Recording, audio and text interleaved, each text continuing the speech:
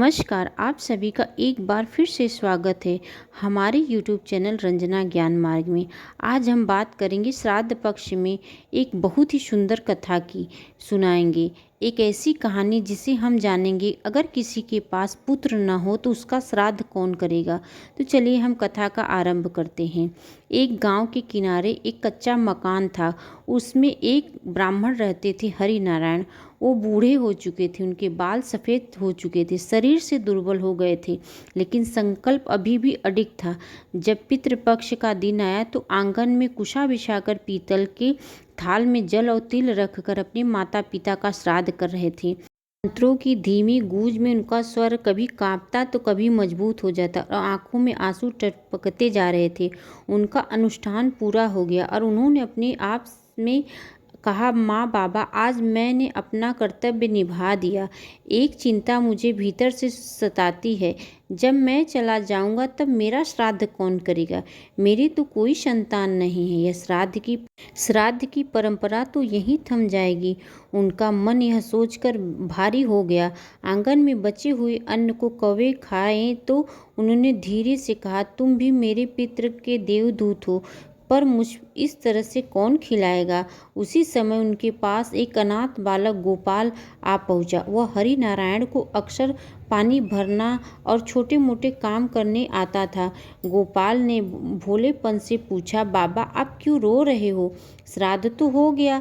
हरि नारायण ने उन्हें सीने से लगाते हुए कहा, बेटा मैं सोच रहा हूँ कि मेरे बाद मेरा श्राद्ध कौन करेगा। शायद कोई नहीं, मेरी तो कोई संतान ही नहीं। मन की पीड़ा आंसुओं के साथ बह निकली। उन्हें लगा जैसे वह अकेले पड़ गए। तभी गोपाल ने चुपचाप उनकी हथेली थाम ली और गोपाल ने मासूमियत से कहा, मैं करूँगा बाबा। आप मुझे हर साल सिखाते हो कि श्राद्ध कैसे होता है। आप ही मेरे माता पिता जैसे हो। जब आप नहीं रहोगे तो मैं आपके लिए श्राद्ध करूँगा। यह सुनकर हरि नारायण की आंखें भर आई। पहली बार उन्हें समझ आया कि सिर्फ पुत्र होने से ही श्राद्ध नहीं होता। सच्चा पुत्र तो वही है जो प्रेम और श्रद्धा से आपको याद करे। गोपाल बोला, बाबा श्राद्ध के लिए पुत्र होना जरूरी तो नहीं होता। आप जो दिल से अपना माने वही तो आपका श्राद्ध कर सकता है, आपको अन्न जल अर्पित कर सकता है। आप मेरे लिए किसी माता पिता से कम नहीं हैं। जिस तरह आपने मुझे जीना सिखाया वैसे ही आपके लिए वह सब करूँगा जो एक पुत्र अपने पिता के लिए करता है। हरि नारायण की आंखें आंसुओं से छलक उठी और वो बोले, बेटा तुम मेरी सबसे बड़ी चिंता मिटा दी। सच है, संतान हो ही ना श्राद्ध का एकमात्र रास्ता ही नहीं। शास्त्रों में कहा गया है कि अगर संतान ना हो तो भाई का पुत्र या शिष्य का पुत्र या कोई प्यारा श्राद्ध आपका कर सकता है। श्राद्ध में रक्त का संबंध नहीं, भावना की पवित्रता मायने रखती है। प्रेम और श्रद्धा से किया गया अर्पण ही पितरों तक पहुंचता है। बरगद की छांव तले उस दिन एक नई सेख गूंज उठी।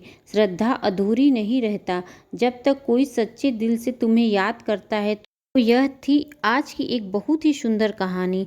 आपको आज की यह कहानी अच्छी लगी है तो लाइक ज़रूर करिएगा, साथ में कमेंट्स में हमें बताइएगा कि आपको यह कथा कैसी लगी और हमारे चैनल को सब्सक्राइब करना ना भूलिए। वीडियो को अंत तक देखने के लिए आप सबका दिल से धन्यवाद।